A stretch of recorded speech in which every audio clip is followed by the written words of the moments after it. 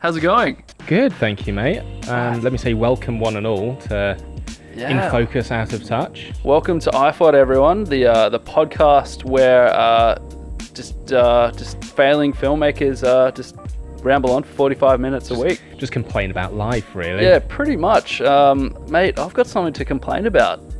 Go ahead. We recorded the best podcast last week, and what happened to that?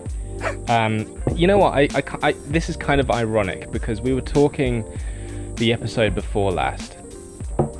Episode 2, I think it was. Yeah, I think it was titled Filmmaking is Pain. Technically the third episode now. After that one? Yeah, and I've got to say I fucked up.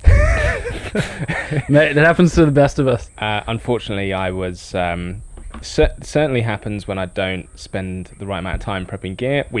There are already stories of this out there in the cosmos. We had a great chat about it, and I used an old SD card, a bad SD card, and we actually recorded on a couple of different devices, so we lost your audio. Yeah, well, if people are just keen to listen to a one-sided conversation and they can just hear your voice, I mean... I would sound deluded, actually. Yeah, you do. It might. If they want to hear 50 minutes of you talking to yourself, it might be entertaining to someone out there. Yeah. So I do apologise. We're taking extra precautions today. We're listening as we're recording. So I guess our goal for this podcast today is to word by word say it exactly the same as last week. Yep. That would be fantastic. So from memory, I think you started with some kind of praise of the work I did. Yeah. I don't know. I don't remember it like that. Okay. Really how I started it, I was just pretending I was a DJ, just warming up my voice before recording. Oh, yeah, that's right. Because you had a pretty bad voice as well. Yeah, I was. I don't know. I couldn't talk last week. Yeah. That's probably for the best. That was maybe deleted. Maybe divine intervention kicked in. One thing I did kind of pick up from last week, we spoke a little bit about Will Smith. Yeah. Will Smith has a YouTube channel now. Started a YouTube channel. Yeah. And I went and watched a few episodes, bit of his content during the week that's just gone. I what do you think of his content overall?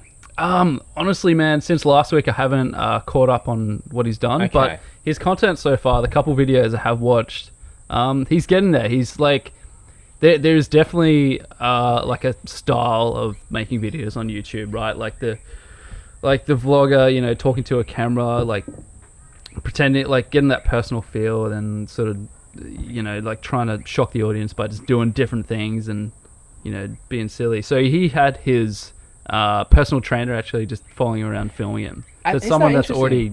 It's someone that's with him all the time, but it's actually not a filmmaker. It's not a producer. Yeah. It's someone who obviously knows a little bit about gear. And I kind of feel like in a few videos' time, that's going to start to become...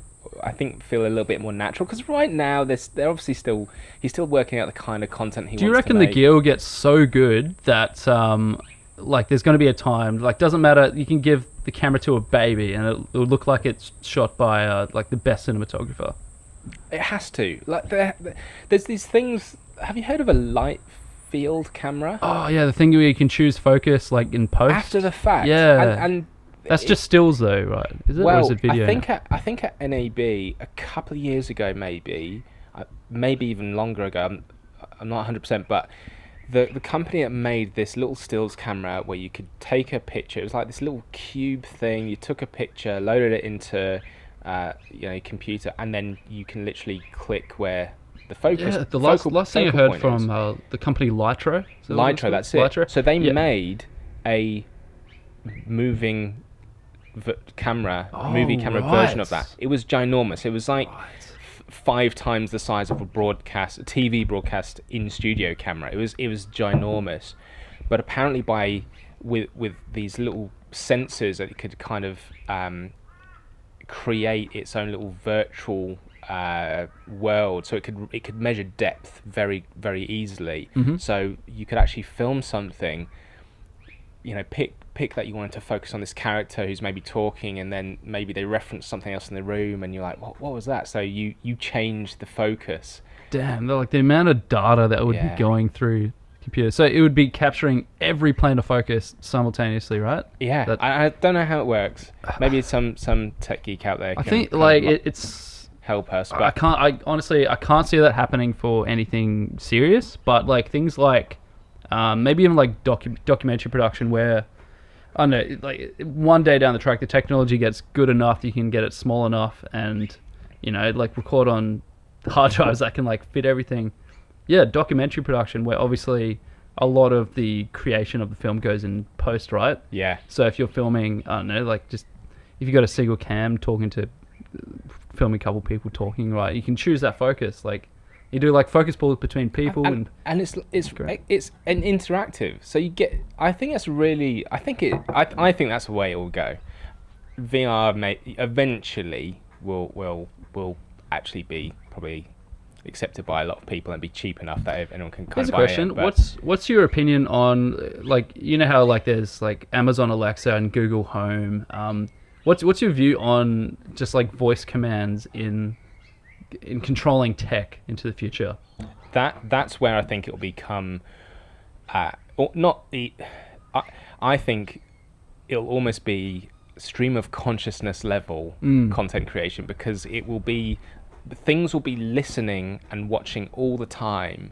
So if you said, oh man, that was a hilarious joke, I can't remember exactly what I said, you can say, Alexa version 5, play me back what I just said, because it's always pre-rolling, like getting into Black Mirror territory. Yeah, but like a lot of high-speed cameras that they pre-roll to make sure you're capturing what you need on phantom cameras and things like that. So it pre-rolls I think about 3 seconds. It's constantly rebuffering that. So it's and to capture the past 7 seconds or whatever, you have to press a button to tell it to record that chunk. I think that's maybe where it will end up going, because the other month, I'll be honest, but I remembered this story where this guy on the internet was saying, I want to do a little experiment. I want to just start talking about cat food. We don't have any cats. We don't have pets of any kind. I know the story. I want to start talking about cat food around my phone, around my partner's phone, and we're going to see if we get advertised for pet food or pets or cat food. And according to this guy, they had these conversations and were able to show these little screenshots of sponsored posts, basically advertisements on Facebook, on other social media for cat food. And maybe that happens, but Facebook says it doesn't really happen like that. The Apple and Google, they don't say it happen. It's not actively listening. It learns certain phrases, but it's never recording. It's never 100% listening. But then you've got all these smart TVs that are then listening all the time.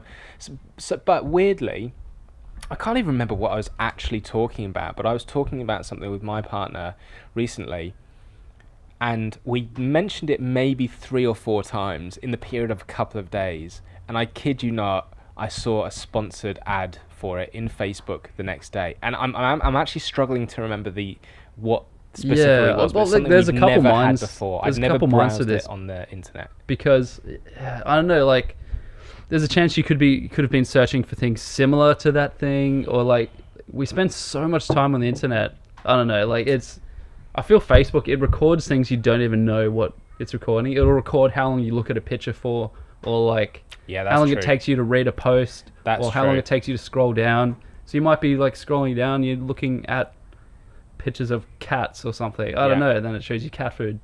I don't know. Like they say they're not listening to you. That's the thing. That's it. I pause on the picture of that gnome. Instant too long. Now you're just getting just crazy gnome sex ads. Now I'm remarketed. Now you just look like a pervert. to join lonegnomes.com. Gnometinder.com. Yeah. That makes sense. Okay, that makes sense. Sorry if that offended anyone. Sorry, gnomes. Sorry, gnomes. And gnome lovers. Yeah, so I reckon that's how things will develop eventually, like with audio, especially when it comes to cameras. So back to your question, I think really there's going to be. I mean, look at the cameras we're using today. They're just getting smaller and smaller, better and better, lighter and faster, and easier to use as well. I think that's the thing. So eventually, I think I mean, it's got to be in this smartphone, right? There won't be the need to have cameras anymore. Cameras. I'm just hanging out for the red hydrogen phone. I can put a lens on it. So when's that release? I don't know. They haven't announced a release. Like, it was announced last year, and then they just announced some details for it. For those at home, it's just Red is like a high quality film camera company, and they're releasing a phone that's super good, and it shoots holographic video. I don't even know what that means. I don't even know what that means. It's new technology, but yeah, I reckon we'll be making wedding films with our phones pretty soon. They seem to push it. You reckon they somehow have access to Area 51 and get all this alien technology? Maybe it's just all alien shit. Pushing the barrier a little bit, trying new things. That's pretty cool. What do you think to Elon Musk's recent stunt? Oh, that's fantastic, man. I like one of my loves, apart from like ape stuff, like chimpanzees are my spirit animal, and Elon Musk. Filmmaking, coffee.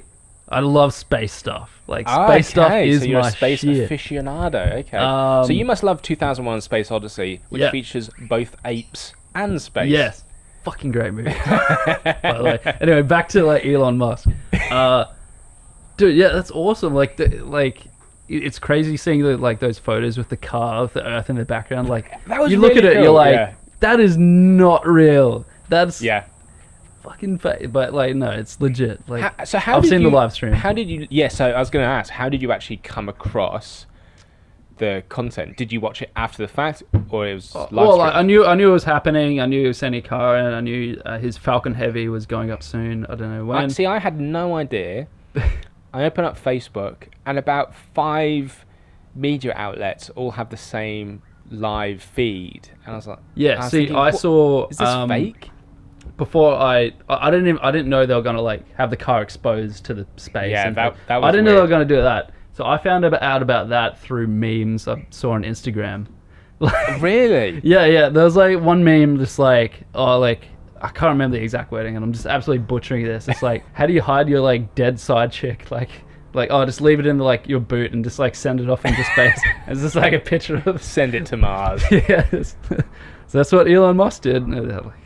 Pretty cool. Pretty cool little stunt. It obviously did well for him. Yeah, I mean that's some like fantastic marketing for Tesla, right? Like, yeah. Well, I'm sure they sold like a ton of like Model S's through that, right? Yeah, it'd be cool in 100 years if someone goes out to space and picks it up, a vintage Model S. Yeah, well, is it coming back to Earth, or what are they doing? I think it is. Would have to, right? Because it was on the rocket itself. Surely, I just don't think it. Yeah, well, like the whole mission of SpaceX is to bring rockets back and reuse them, right? Yeah. So surely, I actually don't know if they. Maybe it's already back on Earth. I doubt. There would be so much media coverage. I just hope it's that. floating out there. I think that's really cool.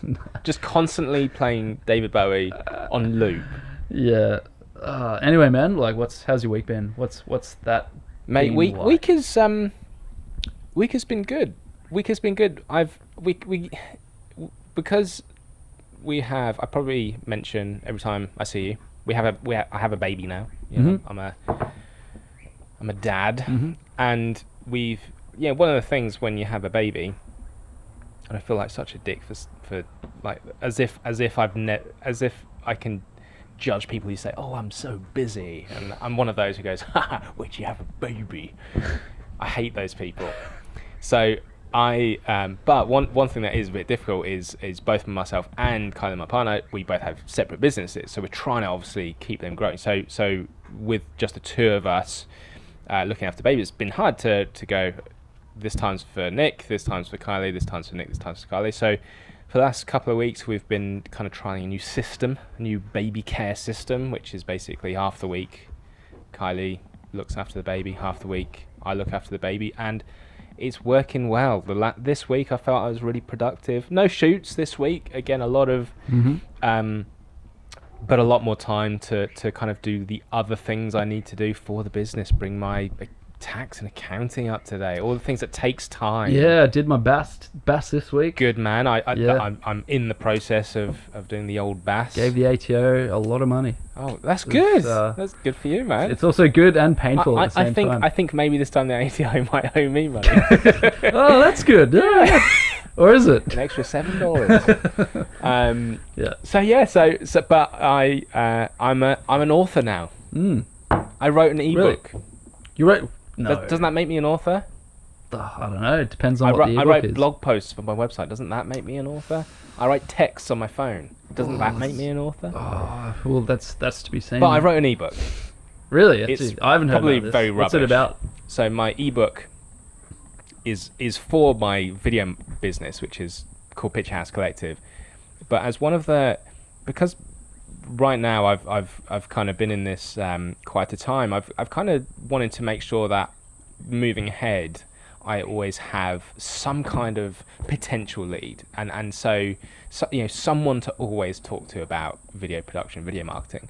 So I started really just for years.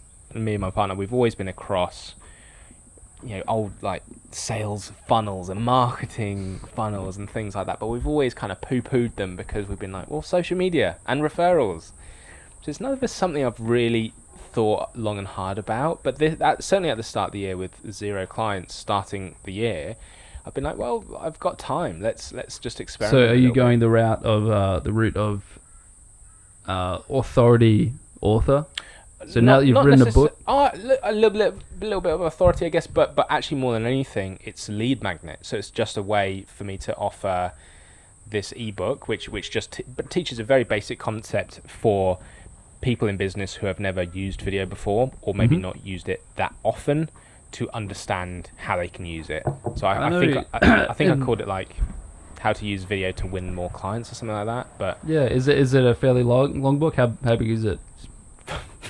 5 pages, isn't that a book? Ah, right. Yeah, no one's going to read it anyway. You know what? I'm not an author. Now I think about it, I've written about 5 paragraphs. It's the size of a blog post. You've exposed me. It is literally. I was going to say, in a past life, working with another production company and doing lots of marketing videos. And a lot of the clients I was working with, they're all authors too. It just so happened everyone was an author. It's a pretty exclusive club. I was like, wow, how all these people authors? And I dug a little deeper into it, and I found out they're all ghost written, and they all have like the exact same shitty cover, just like super cheesy, like overly lit photo of them with like doing the thumbs up, like how... So you have seen my ebook? Oh yeah, that's it. No, but in this particular world, I won't say the industry, real estate. But yeah, in this particular industry, it's just rampant, man. So they'll get these books just ghost written. They'll just send it out to their clients, like, hey, I'm an author. Well, check it out. Let me just drop off a book. I think that's what happens. There is there's this kind of movement in, I'm just going to say, the professional services industries. I think having had clients, some in real estate, a lot in the financial services kind of arena, some financial planners, advisors, accountants.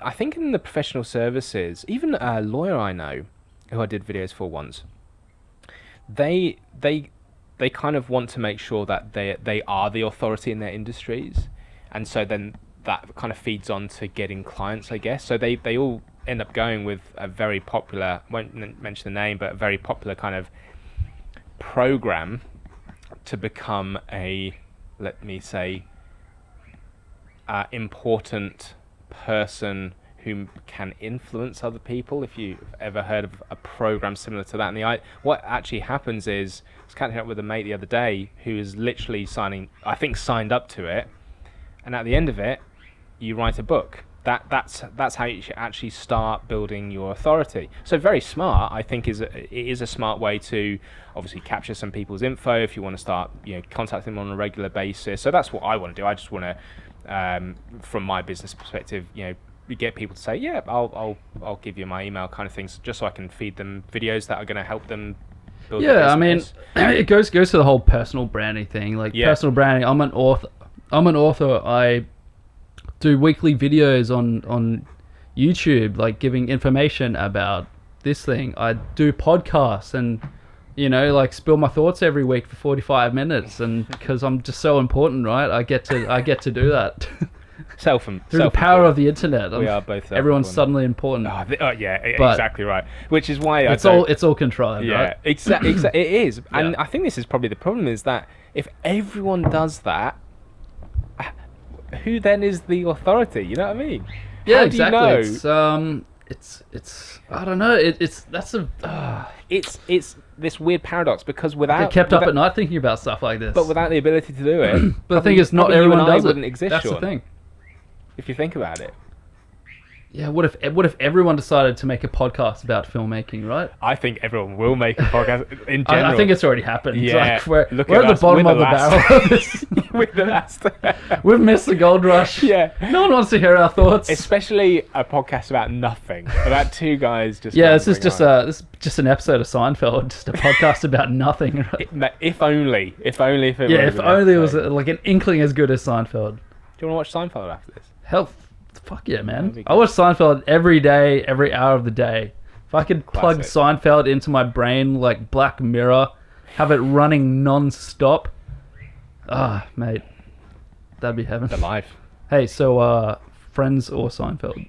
Go. Seinfeld. Mate, fucking Seinfeld. Yeah. Friends it does hold a close part of my heart, however, because it's like, I mean, nostalgia is powerful, right? I think I grew up both watching Friends every single week and Seinfeld, which by that stage was kind of getting to the end of its run, kind of thing. So on reruns, but I think I watched both of them as equally as each other. See, I think I did too. You know, like growing up, I think we had a lot of people had pay TV, Foxtel. And yeah, there was like one channel that showed just like all of like the old school 90s stuff.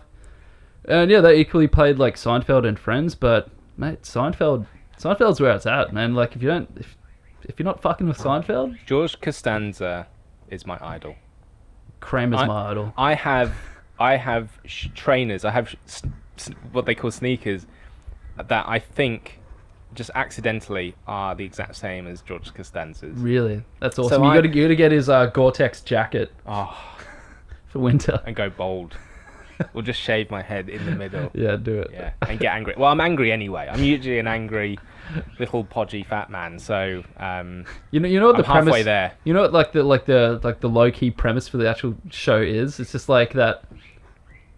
Like the show's about 4 friends who are terrible human beings. Yeah, they are. Yeah. And yeah, they're arguably just like, Friends is the exact same. Yeah. All self-centered. Yeah, exactly. Yeah. They all can somehow afford like penthouse New York apartments for some reason. Yeah. Yeah, like how does Kramer live in New York? He doesn't even have a job. Like that's true. Hey, so Jerry Seinfeld now does Comedians in Cars Getting Coffee. Oh yeah, he's been doing that for years. Yeah, a good few years now. Yeah, well, it's on Netflix now. But it started out, I think, wasn't the first episode they put out on YouTube originally? Before going, I think it went to then like some kind of network or like some kind of it's been on service. Crackle, which I think is just another pay stream service. That, the reason I raise that isn't that interesting that. So you can get a lot of the clips, a lot of maybe even whole shows now on YouTube. Not if you're not subscribed to something like Netflix or a video on demand. But it kind of then ties into what Will Smith's doing in that. What do you think? The move that people who are traditionally in older types of media like TV and cinema and movies now jumping across to something like YouTube. Well, I don't think someone like Will Smith, like I don't think his goal is to become a YouTuber. No, you're right. His goal is to. I should have said like marketing. in as well as what I mean, like building up a presence online. Yeah. I mean, like for a guy like Will, he's probably late mid-40s. I don't know how old is he. Yeah, probably he is late 40s. Mid-40s, let's say that. You don't look it, Will.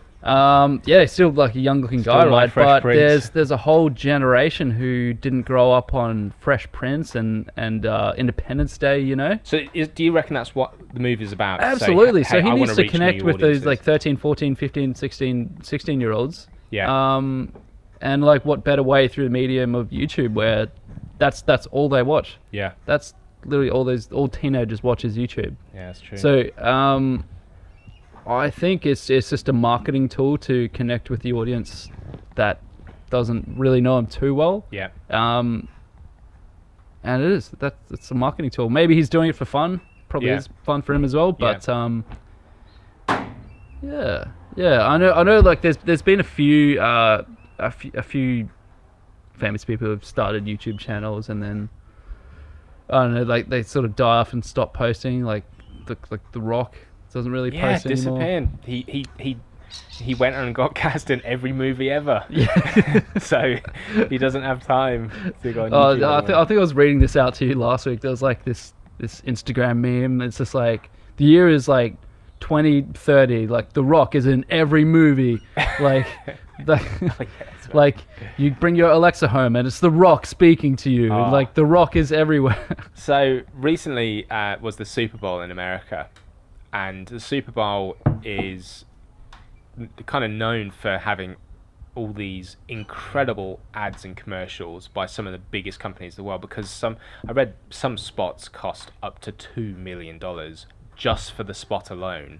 You know, it's real prime time. You've got millions of Americans watching.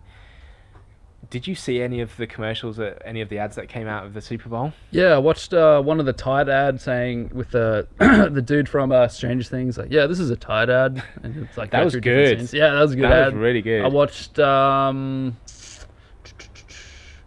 a couple other ones I watched. Did you see the Alexa ad? No, what was the Alexa ad? It was genius, mate. What'd they do?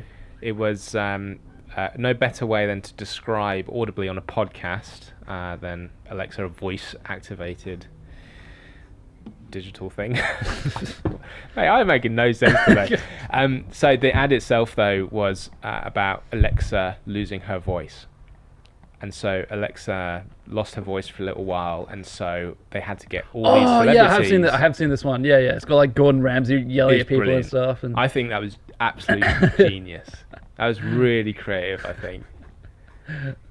Yeah, they had a great marketing team behind that. That's absolutely fantastic. Yeah, but it was funny. Do you think? I wish I could make more videos that were. Firstly, number one, I wish I was funny. Number two, I wish I could make videos for other people that were funny. You know, I think. Do you ever wish something like that? Is there something you don't do now that you think I'd really like to do that? Like, honestly, like every time I've made a video, I've made it for me, and I've always had the mindset, if I'm making it for me and I, to the like core, think it's funny, I know other people will think it's funny. Yeah, it's like, it's not. It's like, a little part of it has been like that, like trying to please other people, but. Yeah, like whenever I've made like short films and stuff years and years ago, like it's always been for me. Like it's, and I know, like I trust my sense of humor. Hopefully, the things I think funny, other people will find funny. So have you been able to do that for a client though? Actually, instigate a little bit of humor. No, I don't think that's my target demographic though. But I'd say like to. Not too fussed about it. See, I really want to. I think humor is a really honest. Like, I love to laugh. I probably make. I don't take that much too seriously, to be honest. I probably should. Some things definitely, but I just love laughing, and it definitely reflects onto others. I actually hate laughing. I love entertaining. That's why I can see you seething every time I make you laugh. Look at this. Whoa. Oh. Calm down, mate. Sorry, you made me laugh. So. Yeah, you disgust me. The worst experience of my morning. You disgust me. So I really want to be able to do that in some client work, because that actually does relate to me. It's every short film I've ever made has some stupid humor in, but it's all been to try and get people to laugh at some points, and I love the idea personally for me of being able to do that for clients one day. I think that's the next kind of evolution, the next little challenge, I think, is to try and find a way for people to say, let's get a little bit silly here, let's get a little bit humorous. I think if I did like throw humor in just like a really sort of serious corporate video, it would be so subtle, and it would like be in like a little 5 second Easter egg. There's I can't remember what video it was. Like it's this viral video. Either it was shot in France or some European city. They're talking a foreign language about something, and it's super like upper class. They're like, oh, blah blah blah, but like this city has this and this, and it's like this shot of this like outside this shop, right, and this glass door is like sort of in the walkway, right, and this cat runs by, and like the cat just fully like face plants into this glass door, and then like the voiceover says something blah blah blah blah. He hears cat runs by, dong. It's like a massive dong. And then the voiceover just keeps on going. It doesn't like address that the cat just ran into the... Wait, so that wasn't part of it, or no? It's like you can see like the editor like is having a bit of fun just with that shot, but it went back to completely serious. Oh, like brilliant. Have you ever put in? You don't have to name videos, of course, or clients, but have you ever put in Easter eggs that you think that's kind of just a little bit of a funny thing to do that no one will notice, but have just for me, just like slight quirks by the person I'm filming, or like I don't know, I can't think of anything in specifically. That because that story reminded me. I think it was last year.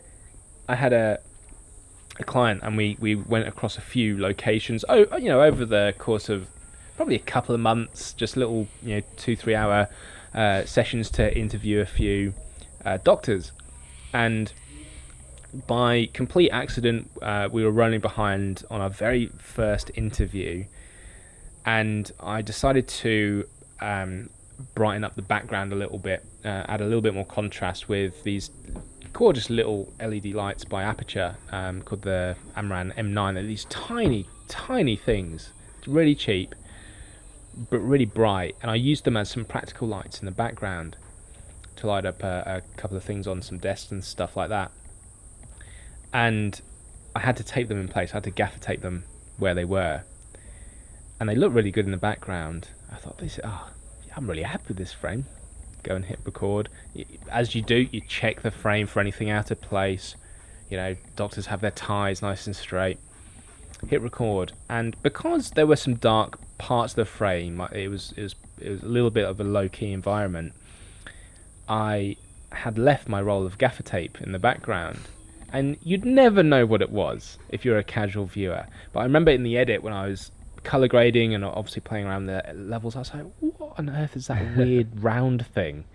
And there's a roll of gaffer tape. So for the next interviews, I just thought it was a funny thing to put a roll of gaffer tape in the background for each video. You'll never know where it is, but me. I like when I shoot interviews, I like to have like lots of depth in my background, just things like behind the person, and lots of space, so it's like all blurred out, right? Yeah. Because you can never tell what things are. Yeah. If you're shallow enough, you're 2.8, like. You won't be able to see behind the person, but man, some clients pick up on things that you don't even realize behind shots. I think that's really good though, because I don't rely, but I really appreciate more pairs of eyes. More pairs of eyes will generally, especially with videos, very collaborative. Especially if you're a one-man band, like exactly. For an interview. Exactly. So I on that shoot, it was just me. Yeah. Sound, audio, lighting. It was just that one element I completely didn't see, and so I had my client with me interviewing these doctors, and she was great. Because from location to location, she'd be able to see things, especially from their perspective as well, because you're obviously creating something for them and to their brief. Mm-hmm. I do appreciate, but you're right, a lot of them are very rightly so, very conscious of how it's going to look. Yeah, I mean, how things would come across. A messy desk. One example in like I can think of. I was shooting for this national company around Australia, absolutely huge. I was just shooting a set of interviews from some of their clients and some of their workers. And look, there was this one shot in this interview. It was shot in a warehouse. There's like tons of stuff behind the guy. And there was this like one like coffee cup like behind the guy, maybe like 10 meters back, that the client picked out. Like, yeah, good like catch. Yeah. Yeah, and then she was like, like the videos you did were really good, but next time just make sure like the coffee cups and stuff are out. Like, where is this coffee cups? It's like tiny speck in the frame. Like, oh wow, I didn't even notice it. Like, okay. Could have just like, I don't know, sure. rotoscoped that out with a post-it note over it. Yeah, I mean, people will notice the weirdest things. Say, what's the strangest? Do you have a strangest request you've ever got from a client? About something you've recorded? Yeah, I've had people like very seriously like, oh, can you just like Photoshop out, like me to look better this way? Photoshop out my chins. Like, people think they can do that really easily. Isn't that weird? I don't know where that it's video from. Like it's it's hard. We're not bloody like motion light and cinema. What's the Star Wars one? ILM, Industrial Light and Magic, Light and Magic. I'll just I'll get a these quote from them. VFX wizards and that's interesting. But you get this most silly people. Like, technology has gone too fast that people think like we're just magicians. Yeah, literally. So because it exists, it's filtered down to us that we can press a button and it's all, Yeah, I mean, like, a lot of people think, like to be fair, like, a lot of our cameras can shoot pretty well on auto. Yeah. But once you're getting down to like the nth degree and you want to like control it, like, you need a professional controlling that. Yeah. But people think just like all technology is just automatic, like you can, at the press of a button, like, at a filter, I'm just going to be like a beautiful person, like take away all my blemishes. Like, everything's just a Snapchat filter, right? We can dream a dream. Yeah. Then I'd look good on camera.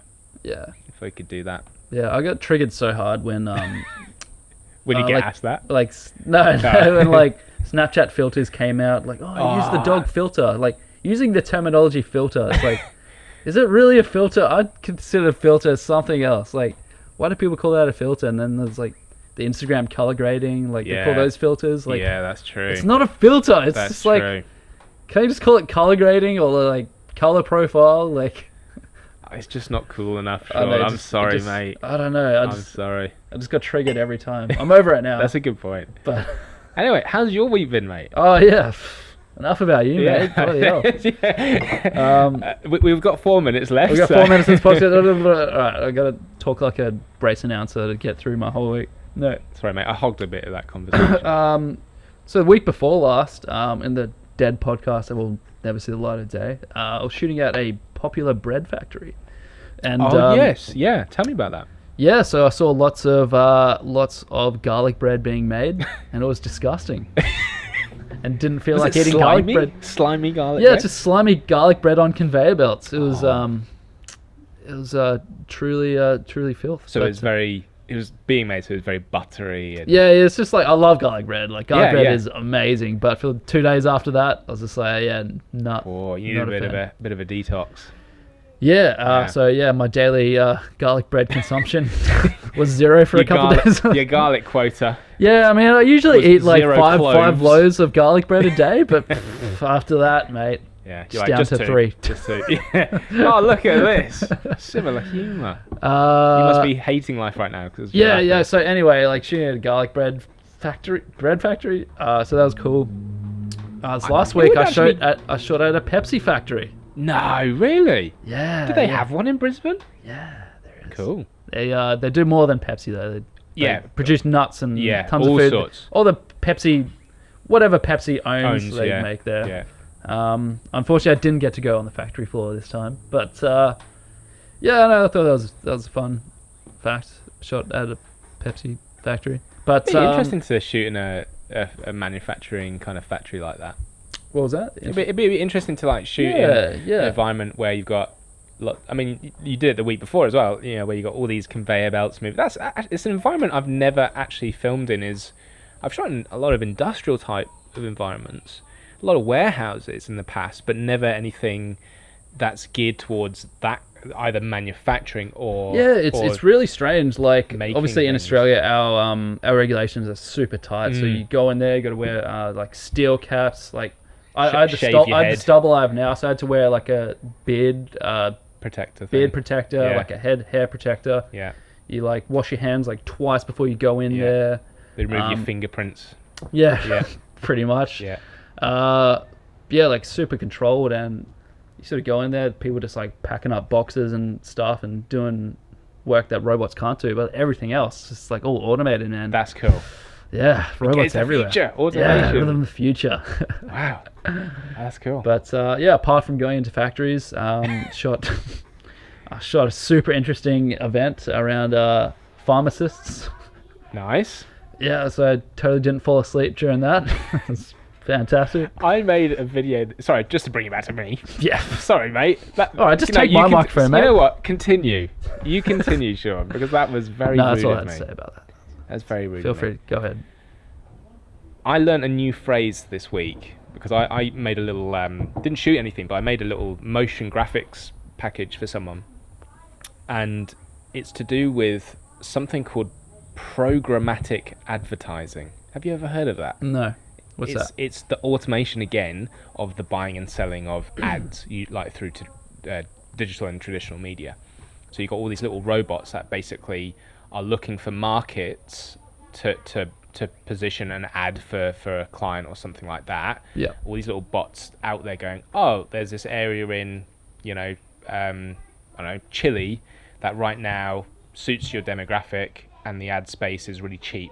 So boom. Yeah, I mean that's been happening for years though, with like the Google machine and Facebook. They take your interests and take what you're looking at now and like twist like you could be say you're at the airport and obviously I don't know, they can, if Google's reading your location, they can infer things that you might need. So you're at an airport, I don't know, like it's just this new. What do people like forget when they travel? I don't know. Maybe they're going to advertise deodorant when you get to Sydney or something, like, or a toothbrush. I don't know. Like they. Yeah. No, you're right. It's going on for you, but it's just a new phrase that I'd never heard before. Yeah, programmatic. And I had to make, if you can imagine, a 30-second social media spot, 30 seconds programmatic advertising. That's a big couple of words. Yeah. To make on a little face, but that was good fun. A good client. Nice. But it's a new phrase I'd never heard of before, and it wasn't that interesting, the industry. But yeah, I actually like it. Like if I can get ads that are suited to me, the things I'm interested in, I don't mind. Much rather that than cat food and gnome sex toys, gnome porn. Well, on that note, this has been a good chat. On gnome porn, you know what? Time to wrap this up. Yeah, it's time to wrap this up. Well, Nick, where can people find you online, and what have you got going? You can find me at across the social medias at IBeAFilmDude. You can find my business, Picture House Collective, link in the show notes. What about you, Sean? To plug the podcast, if you're watching this on YouTube, watch us. You can listen to us on iTunes or anywhere you get podcasts with In Focus Out of Touch. I was about to say In Flames. If you do happen to listen on iTunes, we'd really appreciate a review. Yeah, chuck us a review. That could go a long way for us. But yeah, you can find me on Facebook at facebook.com/SRSFilms or Instagram, Sean Smith Video. Very good. Link in show notes. Thanks, guys. Well, we'll talk to you next week, and I'm gonna go look at some gnome sex. I'll show you the good stuff, mate. I'll show you the good stuff. Thanks, guys. And cut.